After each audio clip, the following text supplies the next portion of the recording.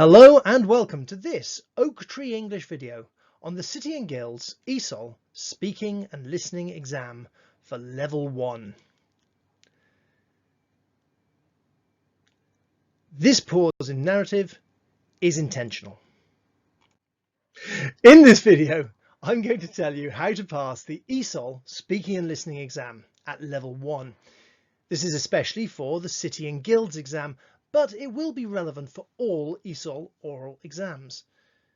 The exam is in 3 parts, which test listening, speaking to communicate, and speaking to converse or discuss.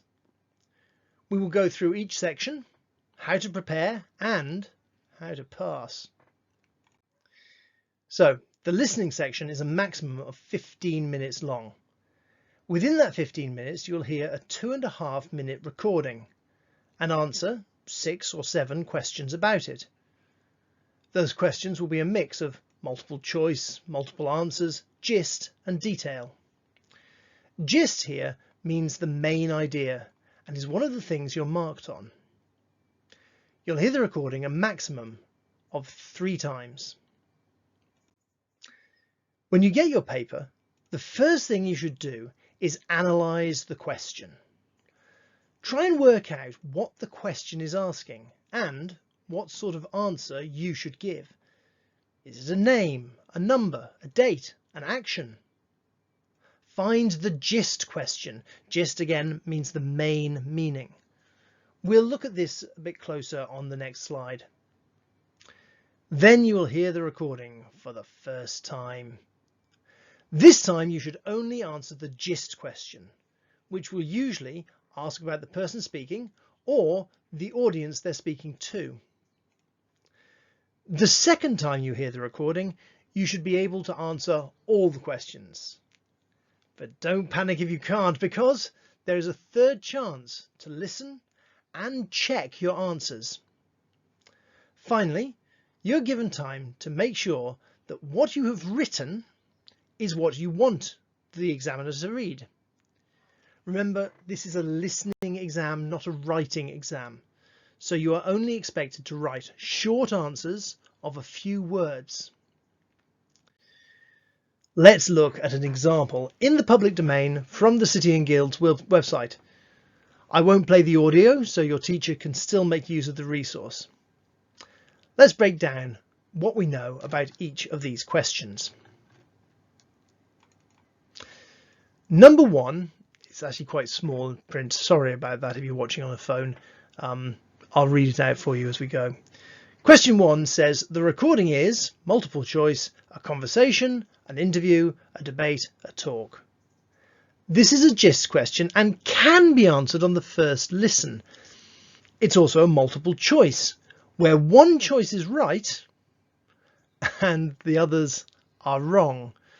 But all will be suggested at different times in the recording. Question 2 asks, how long has Dee been a working musician? This is asking you to listen for a detail, specifically for a length of time that Dee has been a working musician. The answer will be measured in weeks or months or years. Question 3 says, what do artists like to talk about?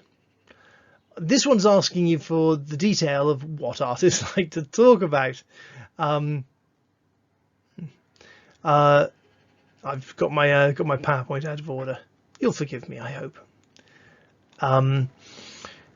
Remember, this is a listening exam, so answer the question from the text, not from your own imagination. If you are an artist and you know what you want to talk about, that is not what the examiner is asking. It's asking what the text says. Be aware of that. Now, question 4, as has already come up, is asking for 2 answers. 3 or 4 answers may be given, but you only need to choose 2 of them. The question is, give 2 other tasks involved in Dee's job other than playing music.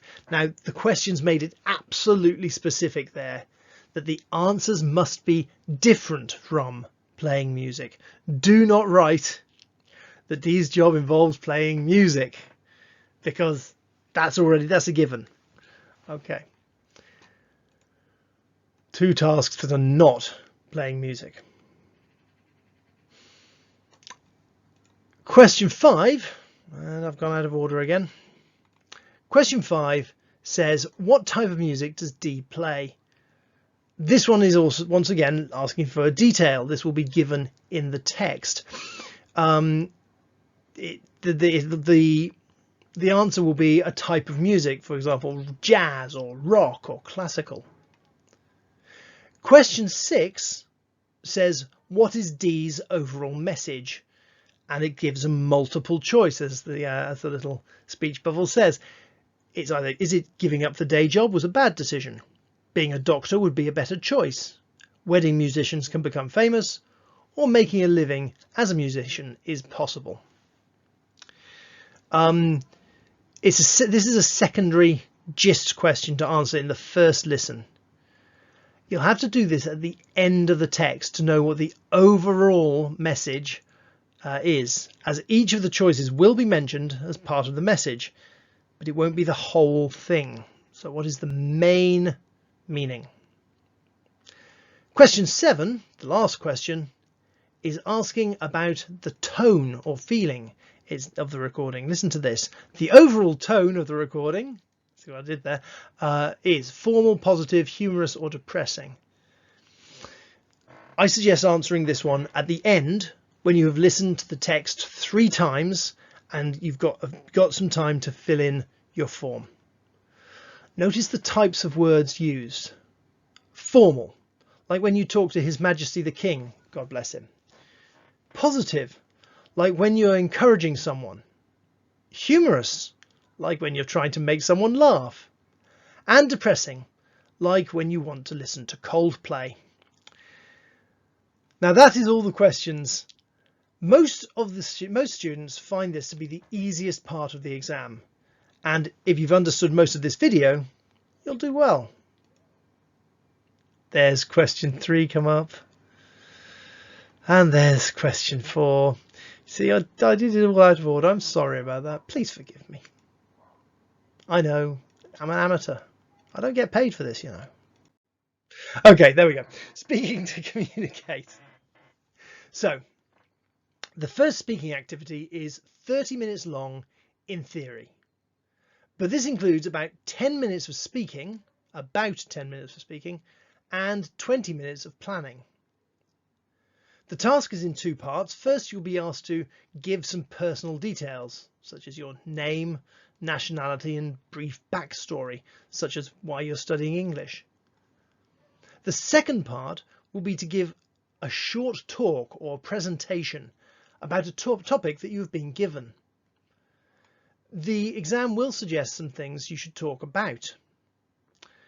Make sure you speak about everything you are asked for.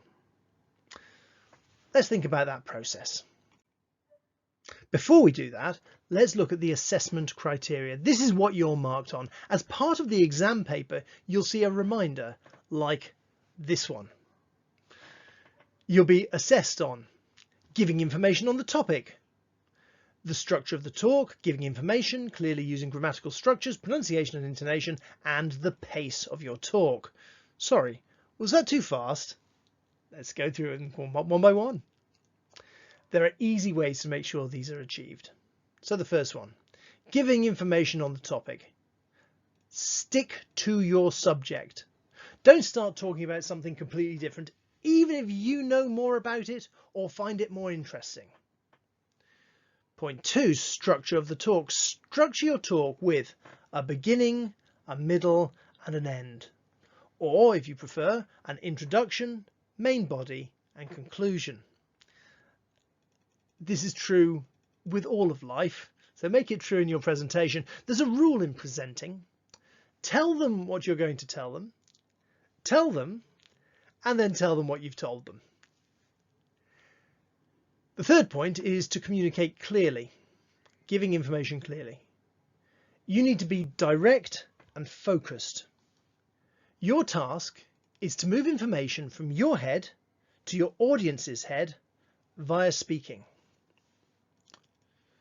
The third area is use correct grammar, and of course this is the topic of a whole other video which is in my to make pile. Stay tuned for more. Essentially, use a range of tenses: past, present and future. Past, present and future. I don't know. And also maybe some conditional forms. You probably do this naturally, so just relax and communicate, but in your notes think about past, present, future. Pronunciation is making the right sounds. Intonation is about using the right word stress. You should make your listening to your language as easy as possible by using standard pronunciation and intonation. If you'd like an example of this, I recommend watching some of the poetry videos on this channel and try and copy the sounds. Poetry is an excellent way of learning pronunciation and intonation, because if you get it wrong, it's immediately obvious.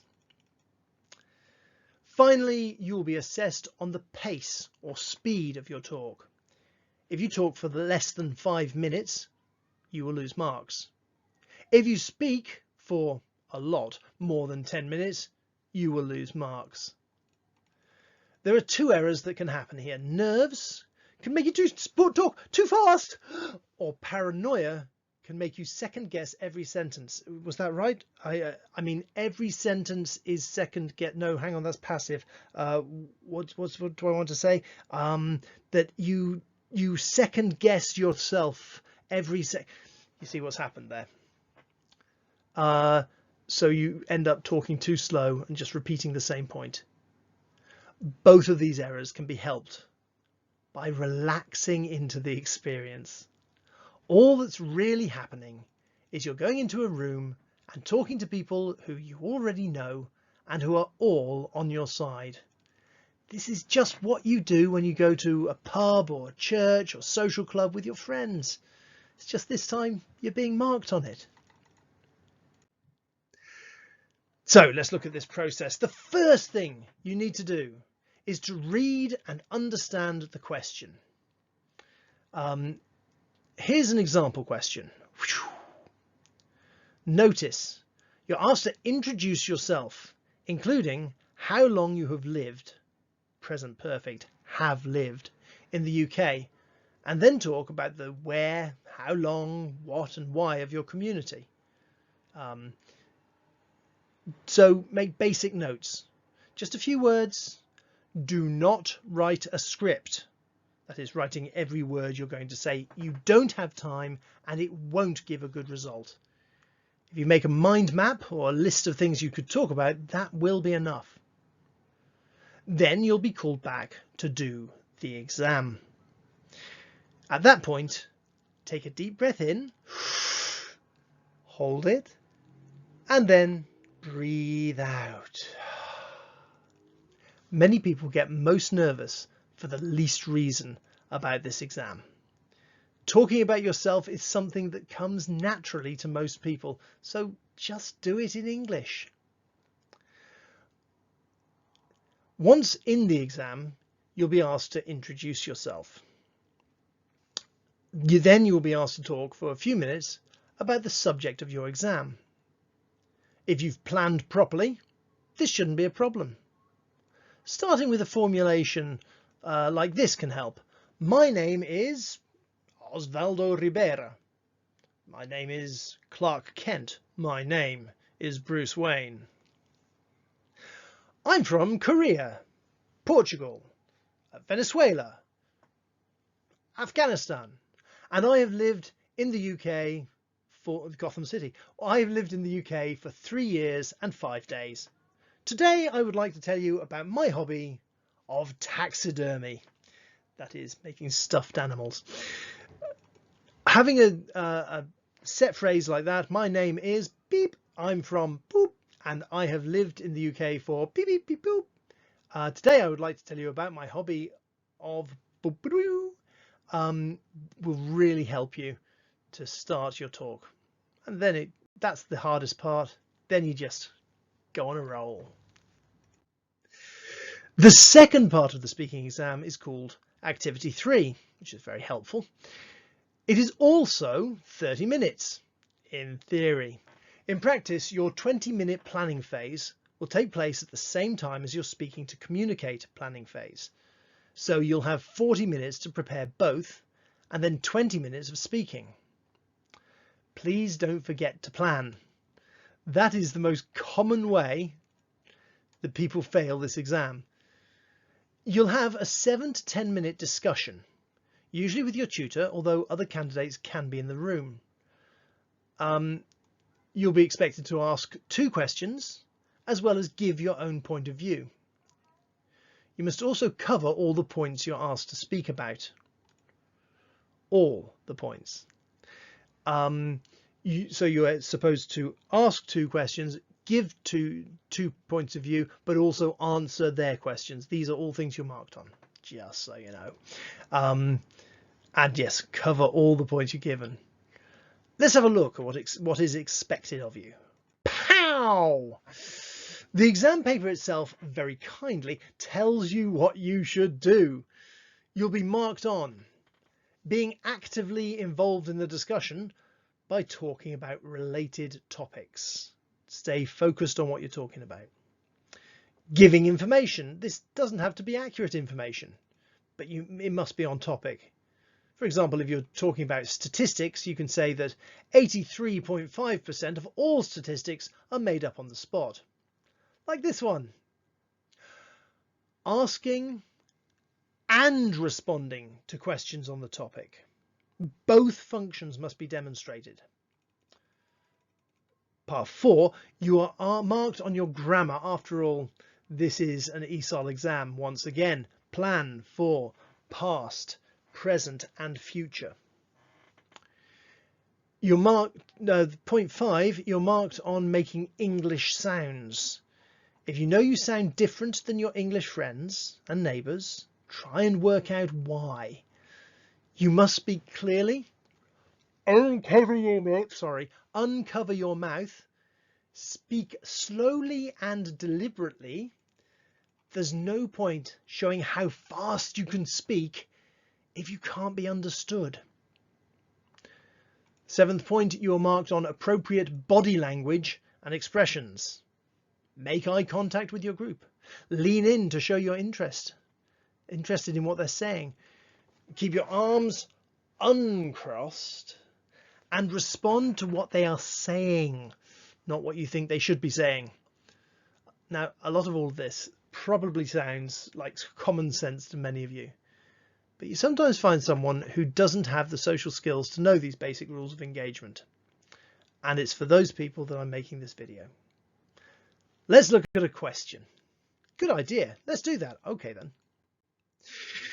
The question will look like this. Pow, pow, pow. Take part in a discussion about being creative. This is from a creativity paper. You can talk about creative activities you do, art and music you like, how creative you are, something you would like to make or do. Notice you're being asked to take part in a discussion, which means you must speak, listen, and ask questions. You're marked on all of these. Before you go into the exam room, you must make notes. Again, just a few words to keep you on track. You don't have time for a script. Include in your notes what you will say and what you will ask. If you get stuck and aren't sure what to write in your plan, go back to thinking about your question words. Ooh. Why, when, where, what, and who. You should be able to answer all of these questions, as well as ask what your group's opinion is of the topic. Please be careful to keep talking about the topic of your exam. Then try not to go off on tangents like, hey, look how cool my PowerPoint is. So that is, talk about whatever it is you are most interested in instead of what you're supposed to be discussing. That is going off on tangents. Stay focused, say on topic. If you work and study hard, you should be able to pass this exam. If for any reason you don't, then there'll be another chance later in the year, so don't cry about it. I wish you very good luck and good planning. Oh, there's a thumbs up. Forgot about that. I hope you've enjoyed this video. If so, please remember to like, share and subscribe to Oak Tree English. Thanks for watching. Well done for making it all the way.